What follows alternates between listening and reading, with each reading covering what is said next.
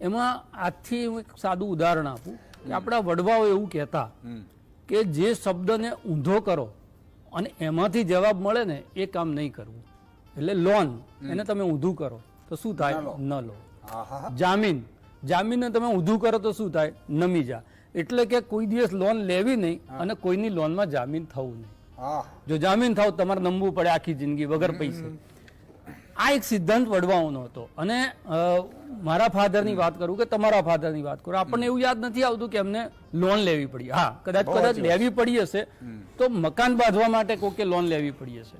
પણ અત્યારે જે સ્થિતિ છે કે છોકરાને ભણાવવા માટે પણ એજ્યુકેશન લોન લેવી પડે, દીકરીને પરણાવી હોય તો એના માટે પણ પર્સનલ લોન લેવી પડે. તો એનું કારણ શું છે? એનું કારણ એ છે કે આપણે કાયમ કહેતા આવીએ છીએ કે ચાદર જેટલો પગ જે છે એ બહાર કાઢવો. પણ હવે ચાદર જ ના રહી હોય તો માણસ કઈ રીતે એનું જીવન જીવે? એક બીજો સર્વે એવું કહે છે કે મહિને 50,000 રૂપિયાની આવક હોય એટલે 49,999 રૂપિયા જે કમાતો હોય એવા વર્ગની સંખ્યા જે છે એ માત્ર 8% છે. એનો મતલબ એ થયો કે 92% લોકો એવા છે, સેલરી પર્સનની વાત કરું છું, 92% લોકો એવા છે જેમનો સેલરી આ 49,999 કરતા ઓછો છે. હવે 92%. અને એક બીજી વાત કહું તમને કે હું એક સાદો મારા એક એમ્પ્લોયનું જ ઉદાહરણ આપ્યું કે 6-7 વર્ષથી નોકરી કરતો હતો અને દરેકના વર્ક પોર્ટફોલિયો પ્રમાણે ઇન્ક્રીમેન્ટ વધતા એક ફેસ આવે એટલે આપણે એનો અટકાવી દઈએ. તો એ બિચારો આવ્યો કે ભાઈ પગાર હવે થોડો વધારો ને 2 સીલિંગ તમે અટકાવી દીધી છે. તો મેં કીધું આટલા પૈસામાં તારું ઘર ના ચાલે તેને ઘરની ખર્ચની ડાયરી લખતો તે ડાયરી મારી સામે મૂકી. એમાં અહીંયા જે ચર્ચા કરીએ છીએ ને એમાંનો એક પણ ખર્ચ નહોતો કે એણે 4 વ્હીલર લેવું હોય ને ઇન્સ્ટોલમેન્ટ ભરતો હોય કે એણે જે મકાન લઈ લીધું હોય ને એનો હાઉસિંગ લોનનો હપ્તો ભરતો હોય, દૂધ, શાકભાજી, અનાજ, કરિયાણું, એના છોકરાની ફી, એનું રોજબરોજમાં નોકરી જતો આવતો હોય તેનો ખર્ચો, એની ભાડાનું રકમ. કારણ કે મકાન સુધી પહોંચવું તો ત્યારે પહોંચે માણસ કે 2 પૈસા બચાવે. અને બેંકે લોન ત્યારે આપે તમારી રીપેમેન્ટ કેપેસિટી જે છે, તમે મકાન ખરીદવા જાઓ છો એ પ્રમાણમાં હપ્તો ભરવાની છે કે નહીં એ જોઈ ના આપે. આપણને કેવી રીતે લોન ના આપે જેમ માલ્યાને બધાને આપી છે. આપણા તો 50 પ્રકારના કાગળિયા જોવે, રીપેમેન્ટ કેપેસિટી જોવે, બધું જોવે. તો માત્ર એનું જીવન જે છે એ દવાઓ, એનું ઘરનો જે વપરાશ છે, ઇલેક્ટ્રિક બિલ છે, મોબાઈલનું ફોનનું બિલ છે, એમના છોકરાઓની ફી છે, એટલો ખર્ચો ગણે તો પણ એને મહિને જે પૈસા મળતા હોય એની અંદર 7,000 થી 8,000 રૂપિયા એના ખૂટતા હોય. એના માટે એની પત્નીએ કોકે નોકરી વળી.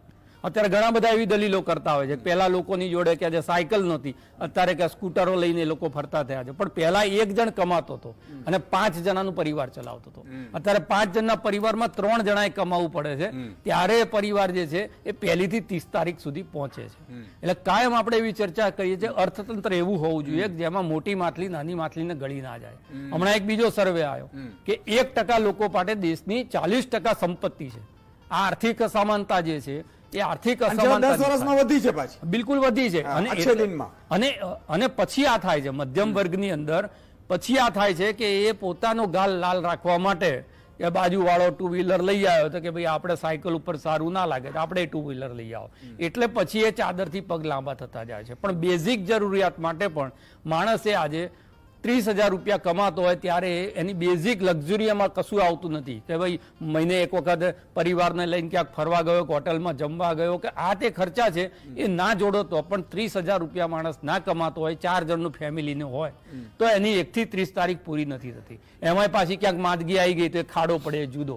અને એના માટે જે છે પછી ક્રેડિટ કાર્ડ વાપરવા પડે, એના માટે લોન લેવી પડે. લોન લે એટલે બચત થતી નથી, સામે દેવું થાય છે. કોવિડ વખતે આપણે જોયું કે જે લોકોના સારા પગાર હતા, આઈટી સેક્ટરમાં નોકરી કરતા હતા, અચાનક જોબ જતી રહી, કાં તો પગાર અટકી ગયા. હવે એમણે પોતાની આવકના અનુસંધાને જે છે એ બજેટ જોઈ અને ક્યાંક મકાન ખરીદ્યું હોય, એના હાઉસિંગના હપ્તા ચાલતા હોય, અચાનક ત્યાં આગળ સ્ટોપ થઈ જાય, બચત તો હોતી નથી અને એની અંદર જે છે હપ્તા ભરવાની જવાબદારી. કેટલા બધા લોકો એના કારણે પણ દેવામાં ખૂપી ગયા. અને વાત બિલકુલ સાચી છે કે તમે તમારી જરૂરિયાત માટે લોન લેવી પડે, શિક્ષણ માટે લોન લેવી પડે. આ સ્થિતિ કેવી રીતે થઈ શકે? આ તો સંવિધાનમાં આપેલો મૂળભૂત અધિકાર છે, બેઝિક જરૂરિયાત. તમારી સારવાર કરવા માટે તમારે કોર્પોરેટ હોસ્પિટલોમાં જવું પડે ને, એના માટે પાછી હવે કે તમે મેડિક્લેમ લો, મેડિક્લેમના પ્રીમિયમ કોવિડ પછી જે છે એ 40% જેટલા વધી ગયા. એટલે લોકોની આવક છે મર્યાદિત સ્ત્રોતની અંદર વધતી હોય છે, અને એની સામે જે મોંઘવારી 2004 થી 2014 અને 2014 થી 2024 2014 તમે તમામ વસ્તુના ભાવ જોઈ લો. એ ગેસ સિલિન્ડરનો ભાવ હોય, તેલના, અનાજના, કરિયાણાના, શાકભાજીના, રેલવેના ભાડાના, એર ટિકિટોના, કોઈ પણ ભાવ તમે લઈ લો, અને અત્યારે 10 વર્ષ પછીના ભાવ લઈ લો, લગભગ 100 થી 150% વધારો છે. શું એટલી આવક લોકોની વધી છે? જે 14માં 10,000 નોકરી કરતો તેના 20,000 પગાર થયો નથી થતું. તો એક તરફ તમે એવી વિકાસની આંધળી દોટ બાજુ જઈ રહ્યા છો કે જ્યાં દેશના તમામ સંસાધનો છે મુઠ્ઠીભર લોકોના હાથમાં જાય છે, અને બહુ વળો વર્ગ જે છે, આ તો 80 કરોડ લોકોને 5 કિલો અનાજ આપવું એ તો સરકારની નિષ્ફળતાનું કબૂલનામું છે. પછી તમે વિશ્વગુરુ થવાની કે તમારી ઇકોનોમી જે છે એને વિશ્વના 3જા ક્રમે લઈ જવાની ગમે એટલી વાતો કરતા હોય, રોડ મોટા થવાથી, ઓવરબ્રિજો થવાથી, એરપોર્ટ થવાથી આ જે છે માપદંડ નથી.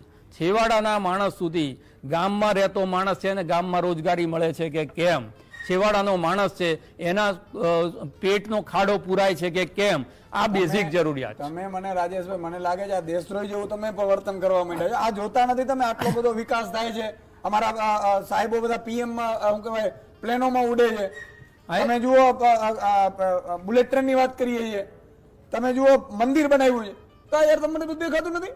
નહીં, એક એના માટેનો એક જોક્સ છે કે એક વખત બહુ પૂર આવ્યું હતું, અને પૂરમાં લોકો જે છે એ ડૂબતા હતા. પેલા ફૂડ પેકેટ ના કે હાથમાં આવે કે ના આવે, નેતાજી ઉપર હેલિકોપ્ટરમાં 200 કરોડના હેલિકોપ્ટરમાં ઉડતા હતા, અને નીચેથી લોકો બચાવ બચાવનો હાથ કરીને બૂમો પાડતા હતા. એટલે નેતાજી છોકરાએ પૂછ્યું કે આ લોકો કે આપણને બચાવ હેલ્પ માંગતા લાગે છે પપ્પા. એટલે નેતાજીએ કીધું ના ના, હેલ્પ નથી માંગતા, એ તો આપણે અહીંયાથી જઈએ છીએ એટલે ટાટા કહે છે. એટલે સવાલ એ છે કે તમારા અંદર કેટલી સંવેદનશીલતા બચી છે, કે તમે લોકશાહી તો આવી ગઈ છે, પણ લોકશાહીના